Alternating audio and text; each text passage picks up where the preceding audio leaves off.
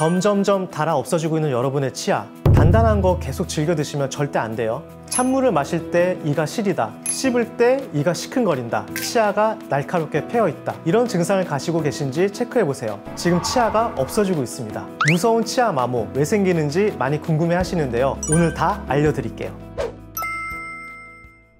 안녕하세요. 여러분의 치과 대통령, 치통령 홍성원입니다. 여러분들 어느 순간 찬물을 먹는데 치아가 시려서, 또는 음식을 씹는데 시큰거려서 치과를 갔더니 치아가 많이 패이셨네요, 치아가 많이 닳았네요 라는 말씀을 들어보신 적 있으실 거예요. 만약 이런 이유는 있지만 아직 치과에 방문하시기 전이시라면 앞으로 말씀드릴 증상 때문일 수 있습니다. 치과 의사로서 가장 흔하게 진료실에서 만날 수 있는 경우는 치경부, 즉 잇몸과 가까운 치아 목 부분의 파절이에요. 어브프랙션이라고도 하는데, 보통 환자분들께 쉽게 말씀드리기로는 잇몸이 패였어요 라고 말씀드리기도 하고요, 환자분들 스스로도 잇몸이 패였다고 찾아오시는 경우도 있지만 대부분은 찬물 마실 때 싫어요 하면서 찾아오십니다. 저희 치과 주변에는 회사가 많아서 젊은 회사원분들이 많이 찾아오시거든요. 젊은 분들이 치아가 시린 경우는 충치 때문이거나 치아 목 부분에 파절인 경우가 거의 대부분입니다. 그리고 잇몸에 염증이 생겨서 시린 경우도 간혹 있고요. 파절은 특징적으로 나무에 도끼질을 해놓은 것처럼 날카롭게 V자 모양으로 파여 있습니다. 치아는 가장 바깥쪽은 범랑질로 되어 있다고 말씀드렸잖아요. 그런데 그 범랑질 부분이 깨져 나가는 거예요. 가뜩이나 치아의 목 부분은 씹는 면보다 신경이랑 거리가 가까운데, 파절이 되면 보호해주는 범랑질도 없어지고 신경이랑 거리도 가까워지면서 온도 자극에 민감해지죠. 그래서 찬물을 드실 때나 양치질을 하면서 칫솔모가 파절 부에 닿을 때 하고 바람을 통과시킬 때, 이럴 때 시린 거예요.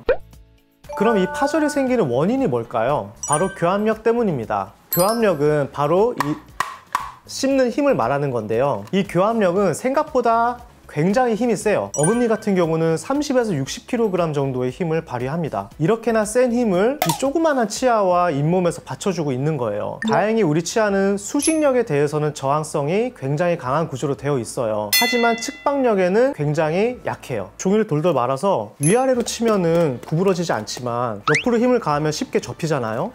마찬가지로 우리가 음식을 씹을 때도 저작이라고 하는데요, 저작을 할 때도 이렇게 위아래로만 기계적으로 하시는 분들은 아마 거의 없을 거예요. 위아래로 씹기도 하고 또 이렇게 좌우로 돌려가면서 씹기도 하고요. 좌우로 돌려가면서 씹을 때 과도한 힘이 가해지면 가장 약한 치아의 목 부분에 교합력이 집중되면서 조금씩 깨져 나가는 거죠. 치아가 마냥 하나의 덩어리로만 되어 있는 건 아니고요, 무수히 많은 결정 구조들로, 분자 구조들로 이루어져 있거든요. 마치 바위가 충격을 받으면 조금씩 깨져 나가는 것처럼 치아도 마찬가지로 조금씩 깨져 나가는 겁니다. 그래서 그 모양도 부드럽지가 않고 날카로워요. 어떤 경우에 과도한 교합력이 가해지는지 살펴보면, 선천적으로 원래 씹는 힘이 강하신 분들이 계세요. 원래 이렇게 근육질인 분들이 계시듯이 얼굴형도 약간 사각형이시고 턱 근육이 이렇게 발달되신 분들이 계시거든요. 그런 분들은 치경부 파절이 있는 경우가 정말 많습니다. 습관적으로 씹는 힘이 강하신 분들은 뭐 단단한 걸 드시지 않더라도, 죽을 드시더라도 이렇게 무의식적으로 세게 씹으시더라고요. 그리고 단단한 음식을 좋아하시는 분들이 있습니다. 견과류나 오돌뼈 같은 것들을 좋아하시고, 또 오징어, 육포를 즐겨 드시고, 또 치킨 드실 때도 치킨 뼈에 흔적이 없이 다 씹어 드시는 분들도 계세요. 순살이 아닌데.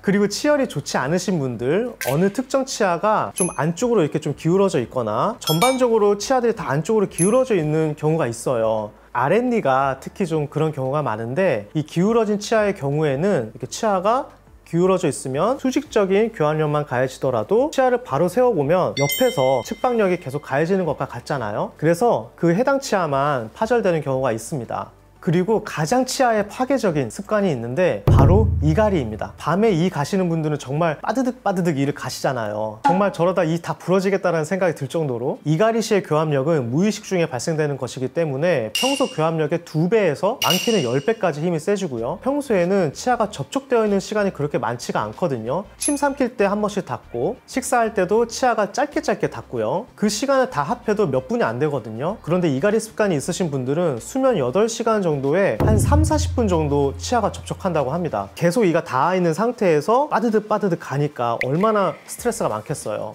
쉬지 않고 치아가 닿아 있으면서 좌우로 계속 힘을 가하는 거죠. 치경부의 파절 다음으로 자주 볼 수 있는 것은 치아의 목 부분이 U자 형태로 좀 부드럽게 좀 마모되어 있는 경우가 있어요. 이 경우에는 어브레전이라고 하는데, 잘못된 칫솔질 습관 때문인 경우가 많이 있습니다. 치아를 옆으로 세게 여러 번 닦는 습관을 가지신 경우, 또 분노의 양치질처럼요. 커다란 바위도 반복적으로 파도에 부딪히면은 U자 형태로 침식이 되잖아요. 그런 것처럼 치약에는 연마제가 들어있기도 하고요. 강한 칫솔모를 좋아하시면서 옆으로 이렇게 열심히 닦는 습관까지 가지고 계신다면은 치아의 목 부분이 패일 가능성이 높습니다. 그리고 자연스러운 노화 현상으로 아니면 잇몸 질환 때문에 잇몸은 점점 내려가게 되는데요. 그때 치아의 목 부분은 점점 더 드러나게 되는데 그 목 부분에서 뿌리 부분으로 넘어가면서부터는 범낭질이라는 단단한 구조 자체가 없어요. 그렇기 때문에 훨씬 더 잘 패일 수 있고 시린 증상이 생길 수 있는 거죠. 그 다음으로 흔히 볼 수 있는 것은 교모인데요. 어트리션이라고 합니다. 교모도 역시 강한 교합력과 단단하거나 질긴 음식을 즐겨 드시는 습관으로 생기게 되는데요. 씹는 면이 닳게 되는 과정이 오랜 기간 동안 무수히 많은 마찰에 의해서 생기게 되기 때문에 주로 나이가 많으신 분들께 많이 나타나고요. 단단한 걸 정말 즐겨 드시는 분들은 젊은 분들께도 간혹 나타납니다. 치아가 많이 닳아 있으신 분들은 치아 씹는 면을 보면 노란색으로 좀 변해 있는 것을 볼 수 있어요. 바로 하얀색 재질은 범낭질이 닳고 내부에 노란색을 띠는 상아질이 드러나서 그렇습니다. 상아질은 신경과 연결되어 있는 상아세관이 있기 때문에 음식물이 닿을 때마다 시큰한 느낌이 드는 거예요. 아래 앞니도 많이 닳아서 가운데가 노랗게 드러나신 분들이 계신데요. 앞니 사용도 많이 하시겠지만 꼭 그렇지 않더라도 어금니가 닳게 되면 평소에 안 닿던 앞니가 세게 닿으면서 또 마모를 일으키고, 또 앞니가 닳으면 어금니가 닳고, 반복적으로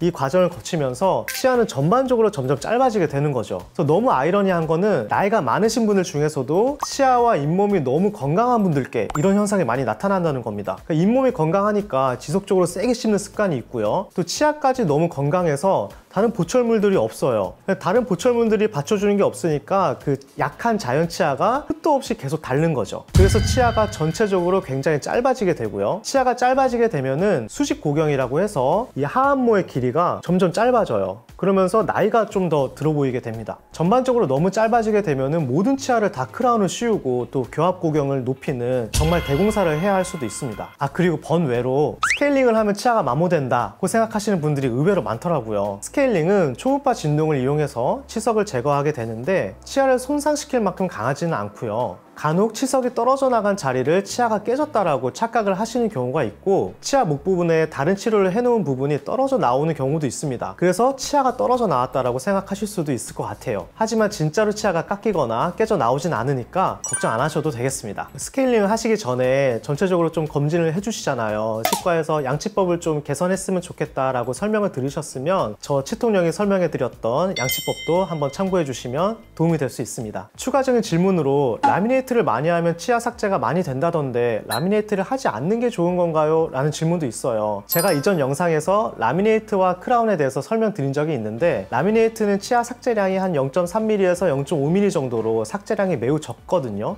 그 이상 치아 삭제를 해야 하는 케이스라고 하면은 크라운을 하셔야 합니다. 그래야 라미네이트의 부작용이 없어요. 그래서 미리 걱정부터 하지 마시고 치과에서 라미네이트 상담부터 받아보시면 좋을 것 같습니다. 다음 영상에서는 그럼 이렇게 마모된 치아들을 치료하려면 어떻게 해야 하는지, 예방하려면 어떻게 해야 하는지 짚어드릴게요. 지금까지 치통령 홍성원이었습니다. 오늘 영상에도 구독과 좋아요 부탁드려요.